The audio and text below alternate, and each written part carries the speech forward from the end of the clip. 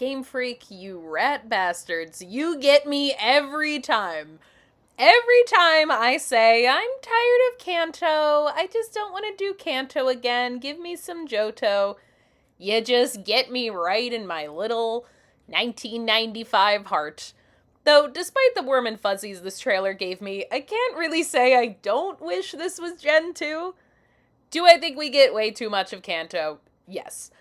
Am I a little bored of the same routes and gym leaders and Pokemon and even the same story being retold?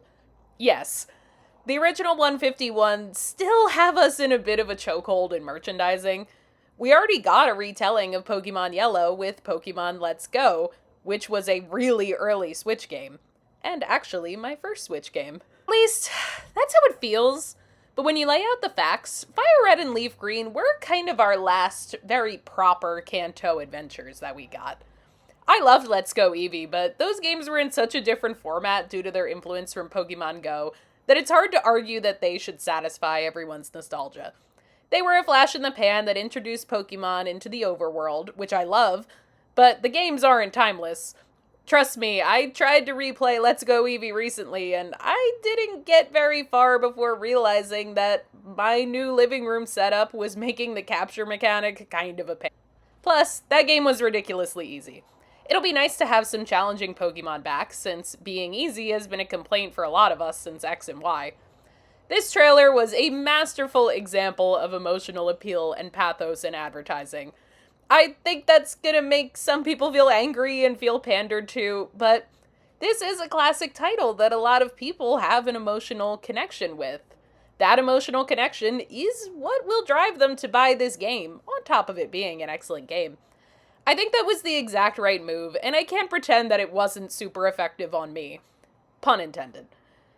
I'd get more annoyed about all this if the game wasn't such a great price.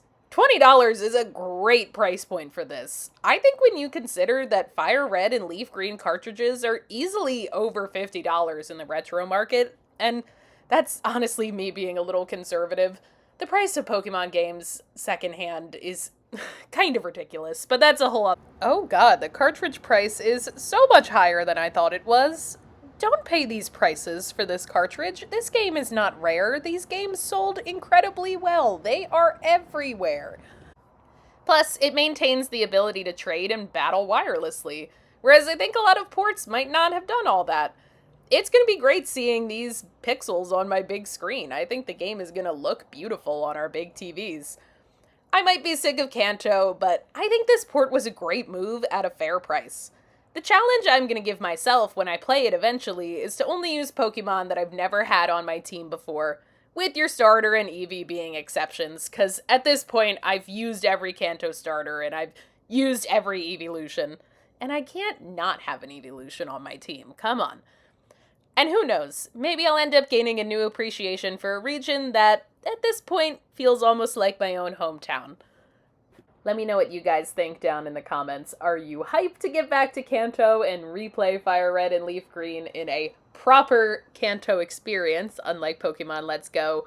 Or do you wish we were getting something a little bit different because the original 151 have just been overdone? Let me know in the comments, and I will see you guys next time. Thanks for joining me for this quick little celebration of this semi-surprise announcement. But for real, I think this might be the first time any of us are happy about a Nintendo price in, like, at least a year.